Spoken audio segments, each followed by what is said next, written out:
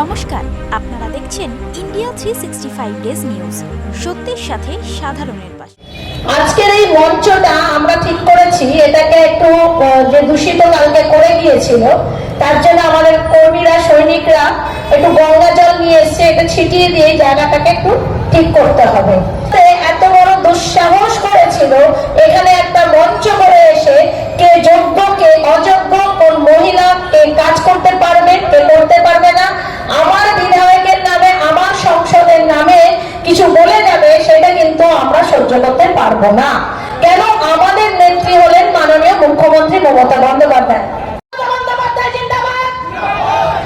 অভিষেক বন্দ্যোপাধ্যায় জিন্দাবাদ। জয় হিন্দ, জয় বাংলা, জয় বাংলা, জয় বাংলা। বিজেপিকে দেবেন, এটা আমরা বলছি না। আজকে সমীক্ষা বলছে সারা ভারতবর্ষের মধ্যে কি আজকে বিজেপি আসছে না ক্ষমতায়। এটাই আজকে বাস্তব। বাস্তবের মধ্যে বাস করতে হবে। ভোটটা নষ্ট করবেন কেন? যে পার্টি জিততে পারে না, যে মানুষের পাড়ার একটা 3 নম্বর বোতাম টিপে ভোট দিয়ে জয়যুক্ত করুন। আপনারা ভোট দিতে গেলে একটাই হবে কাজ, সে কাজটা হবে আজকে কসবা রেকর্ড করবে, কসবা বলবে যে আমরা সবচেয়ে বেশি ভোট দিয়ে আমরা মালা রায়কে জয়যুক্ত করেছি। এই কথা বলে প্রত্যেককে নমস্কার জানিয়ে, ভালোবাসা জানিয়ে এবং পয়লা জুন 7ম দফার নির্বাচন, তার আগে প্রধানমন্ত্রী শ্যামবাজারে র্যালি করলেন এবং যাদবপুরের মঞ্চ থেকে বললেন যে বাংলার ঐতিহ্য নষ্ট করেছে সিপিএম এবং তৃণমূল। কি বলবেন? সিপিএম এবং কি নাম যে কংগ্রেসের তাদের বন্ধু, আমাদের বন্ধু না তো। আর উনি কি নাম যে ভারতবর্ষের ঐতিহ্যটা সবচেয়ে বেশি নষ্ট করেছেন তিনি বলেন না, স্বীকার করেন। উনি বলেন আমি মহিলাদের সম্মান করি, মহিলাদের উপরে নির্যাতন হতে গেলে আমি খুব কষ্ট পাই।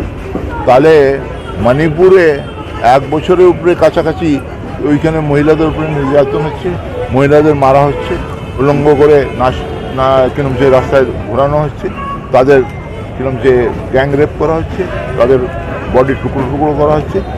একবারও মোদি ওইখানে যাননি কেন? একটা কথা বলেননি, নিকোপ আসছেন নাকি তার মুখে? 24-এর নির্বাচনের প্রধানমন্ত্রী বলছে নির্বাচন যদি আবার বিজেপি জয়যুক্ত হয় তাহলে লাখপতি দিদি বানাবে 3 কোটি মহিলাকে। কি বলবেন? আগে তো বলেছিল 15 লক্ষ করে অ্যাকাউন্টে ঢুকবে। ও বলবেন, আবার অমিত শাহ বলবে ওটা জুমলা। আমরা বলবো না, ওরাই বলবে এটা জুমলা। এটা ইলেকশনে বলতে হয়। আজকে যে মানুষটা 10 বছরে একটা সম্পদ তৈরি করলো না, সে 23খানা নবরত্ন কোম্পানিগুলো বিক্রি করে দিল ভারতবর্ষের সম্পদ, সে কোন দাবিতে বলতে পারে এই কথাটা? যে সিপিএম একসময় বলেছিলাম গলি গলি মে চোরে রাহুল গান্ধী চোরে, আজ সেই সিপিএম এবং কংগ্রেসের জোট করে তারা ভোট চাইছে। কি বলবেন? এটাই হচ্ছে রাজনীতি, এটাই হচ্ছে নোংরা রাজনীতি। যে নোংরা রাজনীতি করতে পারে সেটা কংগ্রেস এবং সিপিএম। একের পর এক নির্বাচনী প্রচার, আজ বোধহয় আপনার ওয়ার্ডেই অন্তিম হলো এবং 1 জুন গণতন্ত্রের শ্রেষ্ঠ না, নির্বাচন। কালকেও করব। মিটিংটা হবে না, কিন্তু শেষ সময় পর্যন্ত আমরা লড়বো। এই সংগ্রাম বলেছি, বাংলা যেমন দেশের স্বাধীনতা নিয়ে এসেছিল, আর বাংলাই পারবে এই মোদিকে সরাতে। এই অত্যাচার বাংলা মোদি এইভাবে মেনে নেবে না। আপনার ওয়ার্ড থেকে কতটা সমর্থন থাকছে মালাদি? সমর্থন তো প্রত্যেক মানুষের। যেভাবে মানুষের পাশে মমতা বন্দ্যোপাধ্যায় তো কাজ করে দেখিয়ে দিয়েছেন, যে 72টা প্রকল্প মানুষের মধ্যে ঢুকেছে, সেখানে মানুষই জবাব দেবে। তার মানুষকে আমায় বলতে হবে না তুমি ভোট দিলে তোমাকে এটা করে দেবেন বলেছেন দিদি তো বলেননি কোনো প্রতিশ্রুতি, তো নতুন প্রতিশ্রুতি না। দিদি তো নিজেই তার ব্যবস্থা করে দেয়। 500 থেকে 1000 তো দিদি নিজেই করে দিয়েছিল, মানুষের তো ডিমান্ড ছিল না। আমরা এক অভিনব জিনিস দেখতে পেলাম যে আপনি গঙ্গা জল ছিটিয়ে অপবিত্র জায়গাকে পবিত্র করলেন। বিকজ নরেন্দ্র মোদী কালকে এসেছিলেন, আপনি সেই নরেন্দ্র মোদী না, আমার এখানে এসেছিলেন শুভেন্দু অধিকারী, আর যে রায়গঞ্জ থেকে বিতাড়িত যে ক্যান্ডিডেট, ভাবছে হয়তো কসবা এখানে আসলে আমাকে মানুষ মেনে নেবে, এসে মিথ্যে কথা বলবে, কে যোগ্য কে অযোগ্য সে বলে যাবে, সেটার উপরে আমরা চলবো। এটা সম্ভব নয়। তোমাদের পিছনে তুলসী পাতা আর আমাদের পিছনে শুধু কাঁটাই কাঁটা, আমরা মিথ্যেবাদী।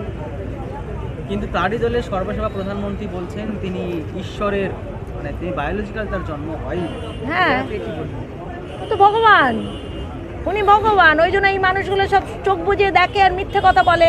এই ভগবান শিখিয়ে যাচ্ছে তোমরা যত মিথ্যে কথা বলবে তত আমার কাছের লোক হবে, যত তোমরা সত্যি কথা বলবে, যারা পরিশ্রম করবে তারা হবে দূরের লোক। দেখতে পাচ্ছ না ওদের সংগঠনে কে আছে, কারা শুরু করেছিল, কাদের দেখে বিজেপি শুরু হয়েছিল? বিজেপি তো নয়, এটা তো মোদী সরকার। নির্বাচন যত এগোচ্ছে রাজ্যে একের পর এক হিংসার প্রতিশ্রুতি মানে প্রতিচ্ছবি দিকে ইয়ে করছে। 1 তারিখে কি সতর্কবার্তা থাকছে কোথায় হিংসা দেখেছো তুমি? তুমি কতগুলো দেখেছো? পুরো এরকম ভাবে যেটা হিংসার যেটা প্রতিচ্ছবি এসছে। তো হিংসা তো আগুন লাগলে তবে তো হিংসাটা হয়, এমনি এমনি তো হয় না। তুমি আমার পাশ দিয়ে যাবে, আমি তোমাকে ধাক্কা মেরে দেবো কি? এটা ধাক্কা কে মেরেছে সেটা দেখো, হিংসাটা কোথা থেকে শুরু হয়েছে সেটা বিচার করতে হবে, সেটা দেখতে হবে। হিংসা এমনি এমনি হয়ে যায় না। আমি তো গণতন্ত্রে বিশ্বাসী। এই দেখো, আমার ইচ্ছা পূরণের সামনে আজকে এখানে এসে মিটিং করে গেছে। আমার কি ছিল এখানে? কোন ছেলে তাকে ডিস্টার্ব করেছে?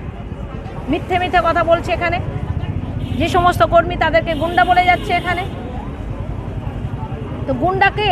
আমি তো বললাম আজকে গুন্ডা কে। তুমি যাকে গাড়ি চাপা দিয়ে মেরে চলে গেলে, তুমি কাকে মেরে গেলে? এটা কি অন্য পশুর বাচ্চা হলেও সেখানেও তোমার সাজা হওয়া উচিত। তুমি তো মানুষকে খুন করে চলে গেলে। কি হলো তার রিপোর্ট? তোমাদের বেলায় কোনো রিপোর্ট নেই, কোনো বিচার নেই, আর যত বিচার অন্য লোকের। একজন জনপ্রতিনিধি হিসেবে লাস্ট মোমেন্টে মানে আপনার ওয়ার্ডের মানুষের কাছে কি প্রার্থনা? আমার মানুষের কাছে প্রার্থনা, মানুষের সময় হয়েছে মমতা বন্দ্যোপাধ্যায়ের পাশে দাঁড়ানো। তাদের কাছে আমার অ্যাপিল থাকলো সব সময় যে তোমরা যেভাবে তোমাদের পাশে আমরা যদি থাকি, আজকে আমি পৌর প্রতিনিধি, আমাকে যদি তোমরা সব সময় পেয়েছো, তোমরা একটা সময় এসো দিদির পাশে দাঁড়াও, দিদিকে ভালো রাখো। দেখো দিদি বাংলাকে নিয়ে কিভাবে এগিয়ে যাবে, বাংলার মানুষ ভালো থাকতে পারবে, বাংলার মানুষ শুধু ভালো না উন্নতির পথে এগিয়ে যেতে পারবে। এই বলবো মানুষকে, তোমরা সবাই 1 জুন 3 নম্বর বোতাম টিপে ঘাসের মধ্যে জোড়া ফুল চিহ্নে ভোট দিয়ে বিপুল ভোটে জয়ী করতে হবে। আর সবাই জানে দক্ষিণ কলকাতা থেকে মালা রায় বহু ভোটে জিতবে, কিন্তু এবার আমাদেরও প্রতিশ্রুতি, আমাদের ওয়ার্ড থেকেও আমরা যেতে